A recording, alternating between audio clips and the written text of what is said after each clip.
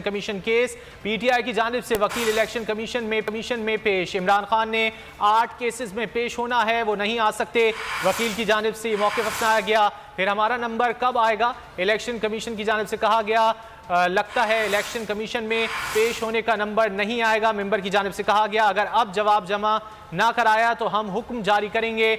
Member Nisar Durrani की जानिब से ये कहा गया है। इमरान खान, फवाद चौधरी, असद उमर के खिलाफ तौहीन इलेक्शन कमीशन केस पीटीआई की जानिब से वकील इलेक्शन कमीशन में पेश। इमरान खान ने 8 केसेस में पेश होना है, वो नहीं आ सकते। वकील की जानिब से ये बताया गया। फिर हमारा नंबर कब आएगा? इलेक्शन कमीशन मेंबरान की जानिब से इस्तीफा कहा गया कि लगता है इलेक्शन कमीशन में पेश होने का नंबर नहीं आएगा। अगर अब जवाब जमा ना कराया तो हम हुक्म जारी करेंगे। मेंबर निसार दुर्रानी की जानिब से ये कहा गया है। इमरान खान, फवाद चौधरी, असद उमर के खिलाफ तौहीन इलेक्शन कमीशन का ये केस है।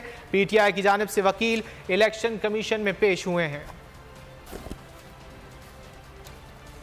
अहम खबर है, शुजाबाद में जखीरा अंदोजी के खिलाफ बड़ी कार्रवाइयां। 8 करोड़ मालियत की 20,000 मन गंदुम